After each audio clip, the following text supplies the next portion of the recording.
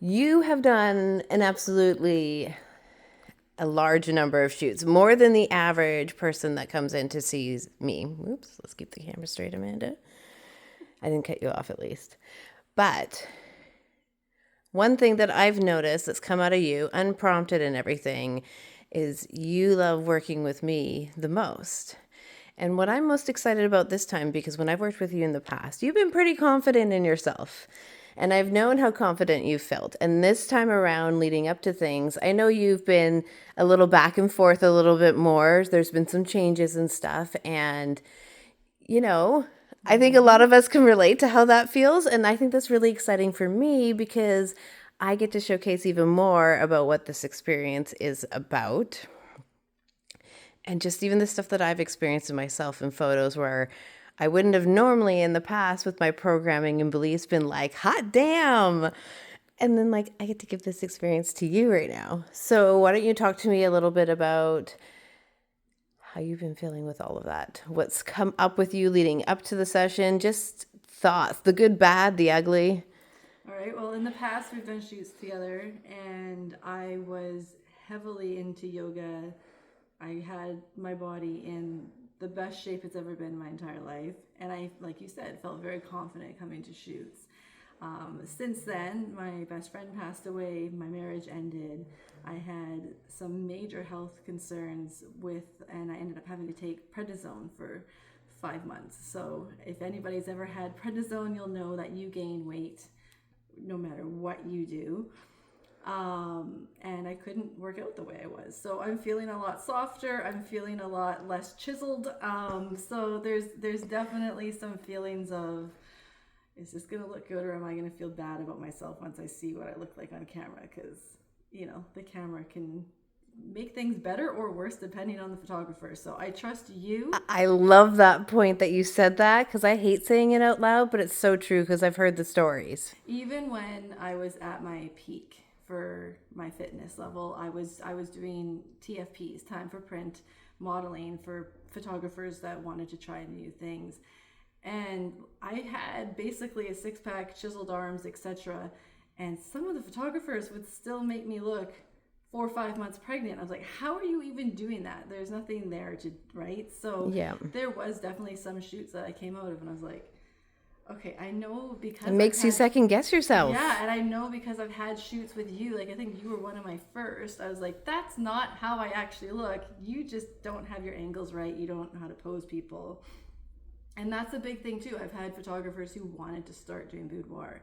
They don't know how to pose people and they just tell you what to do. And when you're exposed like you are in a boudoir shoot, you need someone to tell you what looks good, or you're going to just uh, look like Boba Fett or whatever from Star Wars without even actually looking like that. It's just that they don't know how to pose you.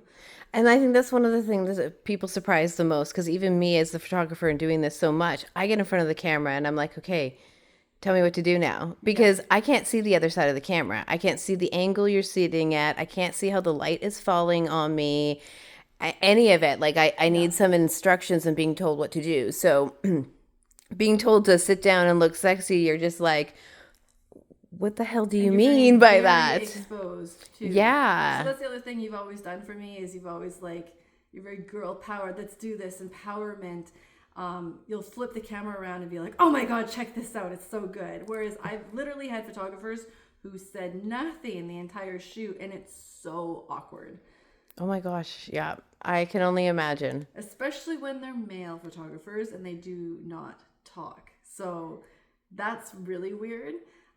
And yeah, they've been legit photographers, and some of them, the male photographers, have come out with really stunning photos. But there's been a couple of them that don't say anything, and it's like, oh, okay, was I just used to take weird photos? The feedback's important, I think, and I that's one of the reasons why like in the beginning I felt insecure with how loud I would get with things and how crazy I would get in the moment, but as I've gone on, I've seen and noticed exactly what you've said that I think it makes everybody else relax a little bit more because then they're seeing what I'm seeing and it's like, "Oh my god, okay, yeah, it's working. I get it." Yeah, the first couple you're very shy and timid, and then you throw the camera around a couple times, and all of a sudden you're like feeling like the Victoria's Secret model, right? Just because of what your feedback is giving us. Awesome. And then the one thing that you mentioned earlier that I really want to come back on before I forget, I keep reminding myself, is with you not feeling your best and everything, why are you deciding to do it now instead of waiting till later? What have you noticed in your patterns and sessions that made you go, no, I need to do this now? I know I'm not feeling the greatest, but I know this is why it matters more now. You know what comes to mind is from what's that show called? Anyway, Schitt's Creek and Moira, I she love that quote. and she looks at the girl and she goes, "Take naked pictures of yourself because one day you're going to be older and look at yourself in kinder eyes." I'm paraphrasing. Yeah. And you're going to be like, "What a beautiful little thing I was," and that's so true. Like, I mean, I've been doing this for probably 4 years now, and even looking back 4 years ago to versus now, I'm 40 now, and I can see the fine lines around my eyes that I didn't see at 36. But at the same time, that's just at 75, I'm going to look at them and go, they're barely there. See, and that was the next point I was going to touch on is have you noticed looking back on these images how you look back on flaws a lot softer than you did then? And you just pointed out where you're like, I'm pointing out these flaws right now, but I know when I'm 70, I'm going to be like, what was she talking about? There's barely like that's just a little bit of life showing up in her eyes. Exactly. So, I mean, my gray hairs have come in a lot thicker than I originally had. I haven't dyed my hair in 7 years, so this is all me, but I love it. I love And it. I don't think in my 20s I would have been able to, or even early 30s, been able to embrace that gray. I love that. Yeah, and I think just the way we're able to look back on ourselves and have that softness and the way that we apply it to our lives now, like you said, how it's shifted, how you probably wouldn't have otherwise looked at yourself like this now. And you're stepping into more and more like uncharted territories for yourself. And I you know don't, what? We're all harsh on ourselves. Even we when are. I felt like I was in very good shape, I was still noticing my C-section incisions or, you know, the fact And that I've it's had so 3 common. babies. It's with everyone. It doesn't matter our size. We all have the same insecurities. Yep. We're all thinking about the same thing. And we're so busy worrying about what everybody else thinks of us that everybody else is doing the same thing. Well, yeah, and then like I remember thinking, oh man, I just need to lose another 10 pounds, and then I'll be flat as a board, or blah blah blah. And Yes. honestly, I never got there. But now I'm looking back at it, and I'm going, damn, I would give so much to get that back. Like, I look so good there. What the hell? Like, I should have been like flaunting that shit. Exactly. Why was Yes. I ever clothed? Yes. And I think having that insight makes it even easier to dive into it like you are now, where you're like, I'm feeling a little, but I know this past lesson, so I know the value that I'm going to get out of it. And sometimes I feel like that's hard to translate into words, but when we start looking at those patterns, it starts showing up more, and it just, I don't know, it gets me all excited and Can I goosey also inside. mention too, like these are so good for our daughters. I know it's really Yes. funny, but like to think of, but our daughters are growing up in an age with social media and so much pressure.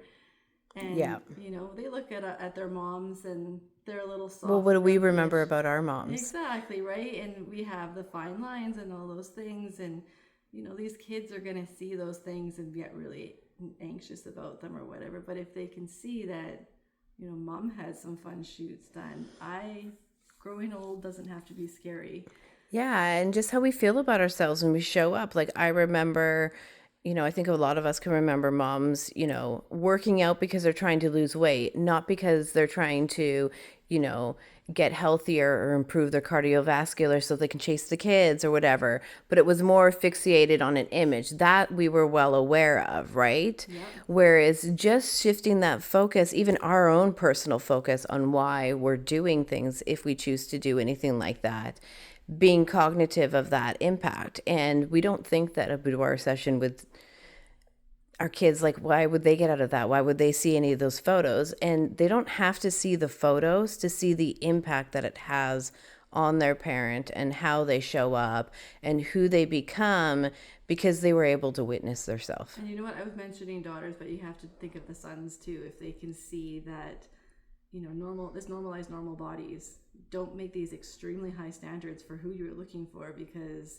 they might look like a Victoria's Secret model right now, but they are going to get softer and they're still beautiful, Mm-hmm. right? And I think a lot of men our age have realized that now too. They're like, you've got a little pooch from your C-section. I don't even notice it. Just get over here, right? Like, Pillow. exactly. Something. Oh no, something to grab on. This is awesome. More to love. Yeah. Exactly. So, I mean, it's not just about us. It's also about empowering other women. It's empowering or making men understand that, like, we may not be perfect, but we still slay.